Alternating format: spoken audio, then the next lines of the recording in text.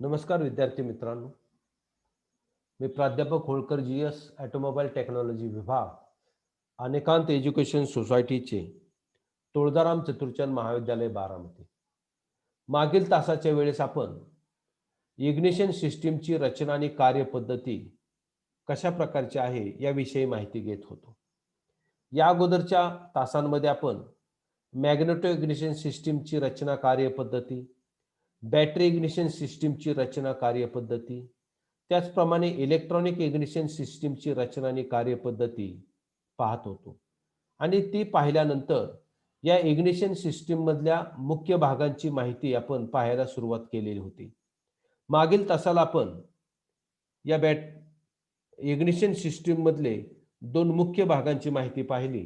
त्याच्यामध्ये ignition coil, त्यानंतर condenser, आणि आज आपण त्या इग्निशन सिस्टीम मधला पुढचा मुख्य भाग पाहणार आहे, तो म्हणजे डिस्ट्रीब्युटर. आता टू डिस्ट्रीब्यूटचा मराठीमध्ये अर्थ आहे वाटणे. तर या डिस्ट्रीब्युटरचं मी थोडक्यात माहिती तुम्हाला सांगणार आहे की इग्निशन कॉइलमध्ये हाय व्होल्टेज करंट निर्माण होण्यासाठी प्रायमरी सर्किट CB पॉइंट मार्फत तोडणे आणि जोडणे, तसेच इग्निशन कॉइलच्या सेकंडरी वाइंडिंग मधून आलेला हाय व्होल्टेज करंट वेगवेगळ्या प्लगला फायरिंग ऑर्डर प्रमाणे पुरवण्याचे काम या डिस्ट्रीब्युटर कडून केले जाते. तसेच या व्यतिरिक्त इंजिनच्या वाढत्या स्पीडनुसार CB पॉइंटची उघडझाप ही तितक्या प्रमाणात अगोदर घडवून आणण्याचे कार्यही या डिस्ट्रीब्युटरद्वारे केले जाते. आता या डिस्ट्रीब्युटरमध्ये कोणते कोणते महत्त्वाचे भाग आहेत, तर सुरुवातीला आहे एकदम वरच्या बाजूला ते डिस्ट्रीब्युटर कॅप असते एकदम वर, ह्याच्यावर आहे, तर आकृतीमध्ये ती दिसत नाहीये. त्यानंतर रोटर आर्म आहे, त्यानंतर इथं कॉन्टॅक्ट ब्रेकर पॉइंट आहे, मूव्हिंग प्लेट आहे, ही कॉन्टॅक्ट ब्रेकर बसवण्याची बेस प्लेट आहे, हा कॅम आहे. मगाशी आपला जो कॅम आला होता ना, इथं इथं दाखवलेला आहे पहा, असा कॅम. तर हा डिस्ट्रीब्युटर शाफ्ट वरती तो कॅम बसवलेला असतो. त्यानंतर सेंट्रिफ्युगल टायमिंग कंट्रोल वेट्स त्या ठिकाणी दिलेले आहेत. इथं व्हॅक्यूम टायमिंग कंट्रोल युनिट त्या ठिकाणी दिलेला आहे. तर अशा प्रकारे हा डिस्ट्रीब्युटरचा थोडक्यात एक्सप्लोडेड व्ह्यू आहे. तर या डिस्ट्रीब्युटरचा मुख्य उद्देश आहे तो म्हणजे की इग्निशन कॉइलकडून आलेला हाय व्होल्टेज करंट हा इंजिनच्या स्पार्क प्लगला फायरिंग ऑर्डर प्रमाणे पुरवणे, त्याचप्रमाणे हाय व्होल्टेज करंट निर्माण होण्यासाठी CB पॉइंट मार्फत प्रायमरी सर्किट तोडणे आणि जोडणे, आणि तिसरा उद्देश आहे की इंजिनच्या वाढत्या स्पीडनुसार CB पॉइंटची उघडझापही तितक्या प्रमाणात अगोदर घडवून आणण्याचे कार्य या डिस्ट्रीब्युटरकडून केले जाते. ठीक आहे. आणि त्यानंतर आपण याच्यामधला जो पुढचा भाग पाहणार आहे तो म्हणजे contact breaker point. Contact breaker point म्हणजे CB point, as a short form काय आहे, CB पॉइंट. आता कॉन्टॅक्ट ब्रेकर हे इग्निशन सिस्टीम मधील प्रायमरी सर्किट तोडण्यासाठी हा डिस्ट्रीब्युटर मध्ये वापरलेला असतो. इथं तुम्हाला कॉन्टॅक्ट ब्रेकर पॉइंट दिसत आहे, त्याचा हा एक्सप्लोडेड व्ह्यू दाखवलेला आहे. तर अशा प्रकारे कॉन्टॅक्ट ब्रेकर हे त्या इग्निशन सिस्टीम मधील प्रायमरी सर्किट तोडण्यासाठी त्या डिस्ट्रीब्युटरमध्ये वापरले जाणारे हे साधन आहे. आणि आकृतीमध्ये दाखवल्याप्रमाणे वीज प्रवाह वाहत असणारे दोन आर्म कॅमकडून वेगळे केले जात आहेत. प्रत्येक आर्मच्या टोकाला दोन बिंदू आहेत, ते मिटतात आणि उघडतात.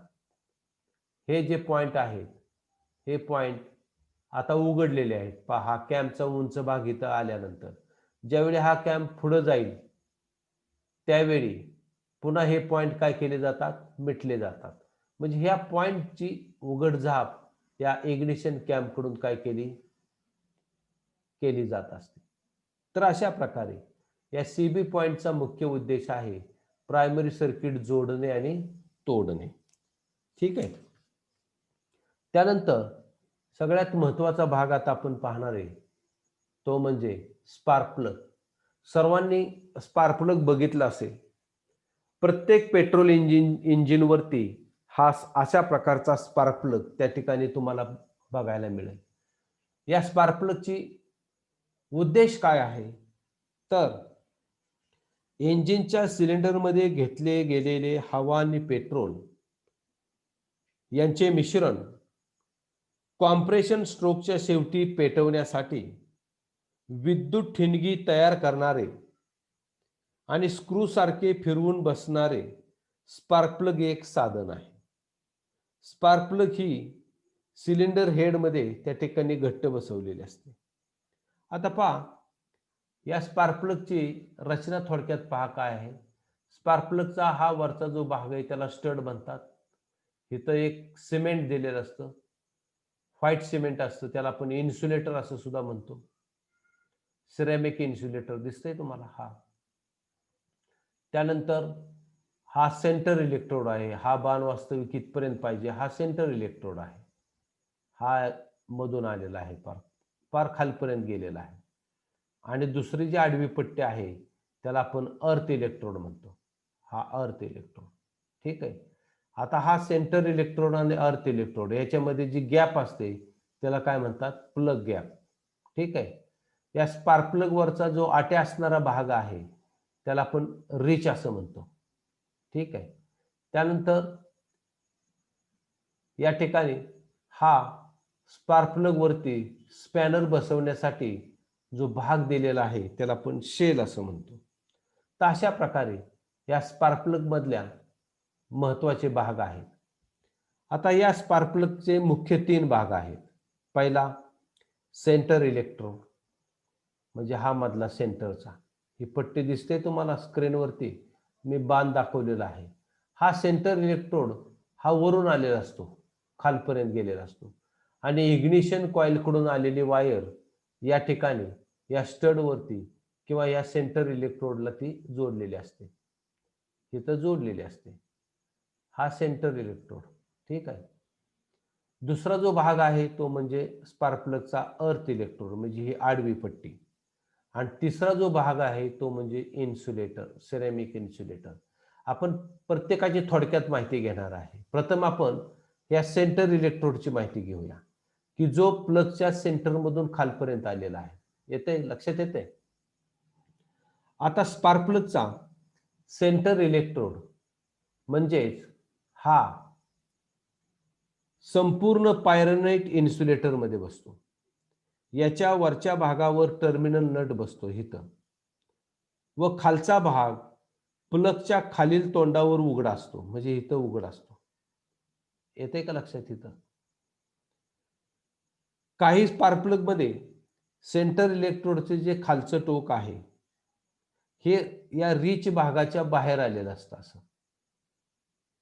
त्याला अर्धा झाकलेला सेंटर इलेक्ट्रोड म्हणतात. व खालचे टोक हे रिच भागाच्या आतमध्ये असते त्यावेळी त्या इलेक्ट्रोडला पूर्ण झाकलेला इलेक्ट्रोड असं म्हणतात. आता सेंटर इलेक्ट्रोड जो आहे हा सिलिकॉन, मॅंगॅनीज आणि निकेल याच्यापासून बनवलेला असतो. ठीक आहे. त्यानंतर दुसऱ्याची माहिती आपण पाहणार आहे तो म्हणजे अर्थ इलेक्ट्रोड. ही आडवी पट्टी दिसते प्लगची, त्याला अर्थ इलेक्ट्रोड म्हणतात. आता स्पार्क प्लगच्या रिचच्या शेवटी आडवे पट्टीसारखा स्पार्क प्लगच्या भागास अर्थ इलेक्ट्रोड असं म्हणतात. आणि हा अर्थ इलेक्ट्रोड हा निकेल आणि मॅंगॅनीज या मिश्र धातूपासून बनवतात.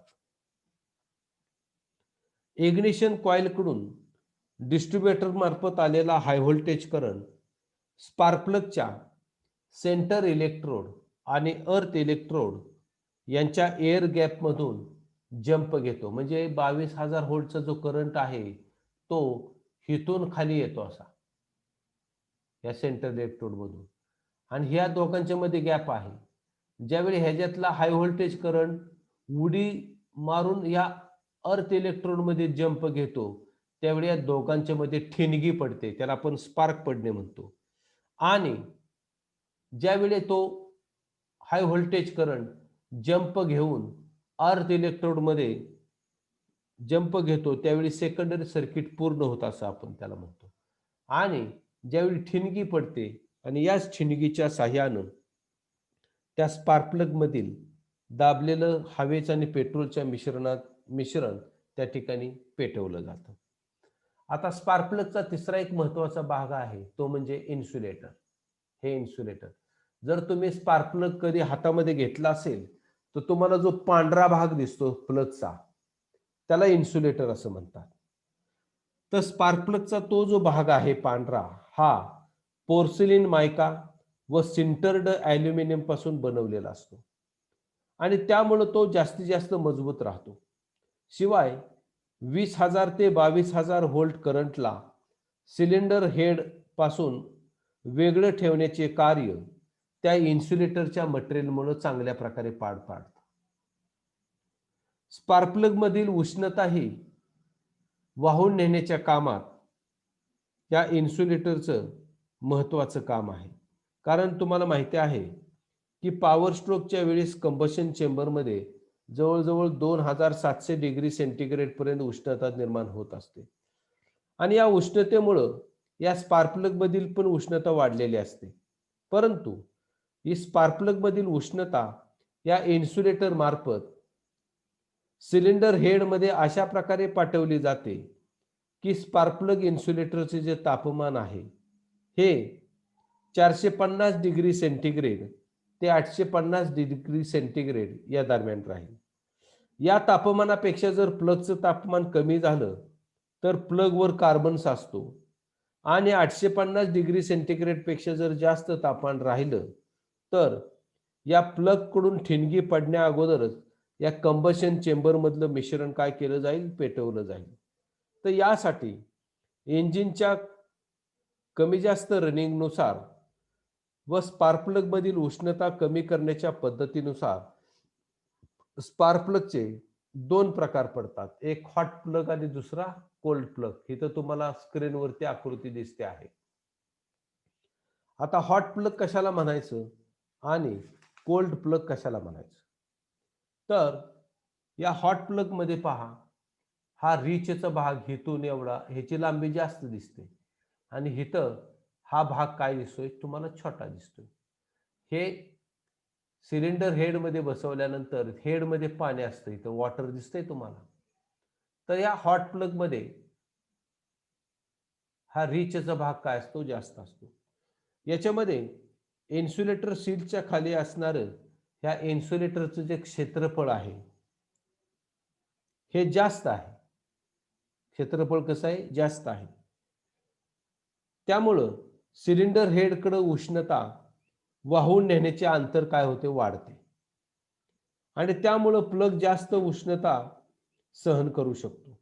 त्यामुळे या प्रकारच्या प्लगला हॉट प्लग असं म्हणतात. शहरी भागात किंवा सारख्या थांबत थांबत चालणारे किंवा कमी वेळ किंवा कमी अंतर किंवा कमी लोडवर चालणाऱ्या गाड्यांसाठी हा हॉट प्लग वापरतात. आणि हा जो कोल्ड प्लग आहे त्याच्यामध्ये इन्सुलेटर सीलच्या खाली या इन्सुलेटर शेडचं क्षेत्रफळ कसं आहे, कमी आहे. त्यामुळं इलेक्ट्रोड आणि इन्सुलेटर याच्यामधील उष्णता ही सिलेंडर हेडकडं पाठवण्याचे अंतर काय आहे, कमी आहे आणि त्यामुळे उष्णता लवकर बाहेर फेकली जाते व प्लग काय होतो, थंड लवकर राहतो किंवा थंड लवकर होतो. म्हणून या प्रकारच्या प्लगला काय म्हणतात, कोल्ड प्लग. जास्त लोड किंवा सलग जास्त स्पीडने लांबचे अंतर चालणाऱ्या गाड्यांसाठी हा कोल्ड प्लग वापरतात. आता मायको कंपनीचे 7 हीट रेंज असणारे प्लग बाजारात मिळतात. त्यांचा हीट रेंज पुढीलप्रमाणे आहे. समजा 45, 95, 145, 160, 175, 225, 240. हॉट प्लगचा हीट रेंज कमी असतो, तर कोल्ड प्लगचा हीट रेंज काय असतो? नेहमी जास्त असतो. त्यानंतर त्या प्लगची जी थ्रेड साईज आहे त्याची आपण थोडक्यात माहिती घेऊया. बऱ्याच वेळा त्या प्लगवरती असा या प्रकारचा नंबर त्या ठिकाणी टाकलेला असतो. आता स्पार्क प्लगच्या सेलचे हे आटे असलेले जे टोक आहे ते वेगवेगळ्या व्यासाचे असतं. साधारणपणे कार इंजिनवर सर्वसाधारणपणे पुढील व्यासाच्या सेल वापरतात. म्हणजेच 12, हा व्यास किती पाहिजे? समजा 12, 14 किंवा 18 तर स्पार्क प्लगच्या या सेलच्या खालचे असणारे हे अंतर आटे असलेले टोक वेगवेगळ्या व्यासाचे असते. ह्याचा जो व्यास आहे हा वेगवेगळा असतो. काहीमध्ये तो 14 असतो, काहीमध्ये तो 12 असतो, काहीमध्ये तो 18 मिलीमीटरचा एवढा असतो. ठीक आहे. आता त्या स्पार्क प्लगवरचा अर्थ आपण पाहूया. बरेच वेळा त्या स्पार्क प्लगवरती अशा प्रकारचा नंबर असतो. तर ह्याच्यामध्ये डब्ल्यू म्हणजे काय? तर 14 मिलीमीटर थ्रेड साईज. आता इथं 1.4 झालंय, पण ते किती पाहिजे? 14 मिलीमीटर थ्रेड साईज. हा डब्ल्यू 14 मिलीमीटर थ्रेड साईज दर्शवतो. म्हणजे ही जी इथून हा व्यास किती आहे? 14 मिलीमीटर. त्यानंतर झेड काय दाखवतो? झेड, हा झेड दिसतोय, हा इलेक्ट्रोडचा प्रकार आहे. म्हणजेच अर्धा झाकलेला इलेक्ट्रोड. ठीक आहे. आय काय दाखवतो? हा आय, आय म्हणजे काय? Rich size. म्हणजे ह्या रिचची साईज किती आहे अशी हा आकडा दर्शवतो. आणि हा त्यामधला जो 175 आकडा आहे, हा 175 तो काय दाखवतो? त्या प्लगची हीट रेंज. लक्षात आलं प्लगचा अर्थ? याच्यामध्ये डब्ल्यू म्हणजे काय? तर 14 मिलीमीटर थ्रेड साईज. याच्यामधला झेड काय आहे? तर तो इलेक्ट्रोडचा प्रकार. म्हणजे समजा तो अर्धा झाकलेला इलेक्ट्रोड असेल. त्यानंतर याच्यामधला आय काय दाखवतो? तर थ्रेडची साईज किंवा rich size, rich size. Rich size म्हणजे या रिचची लांबी किती आहे. आणि सगळ्यात शेवटी हा ह्याच्यातला 175 आकडा काय दर्शवतो? तर तो प्लगचा हीट रेंज. आलं लक्षात? तर या ठिकाणी आपला हा लेसन संपलेला आहे. धन्यवाद.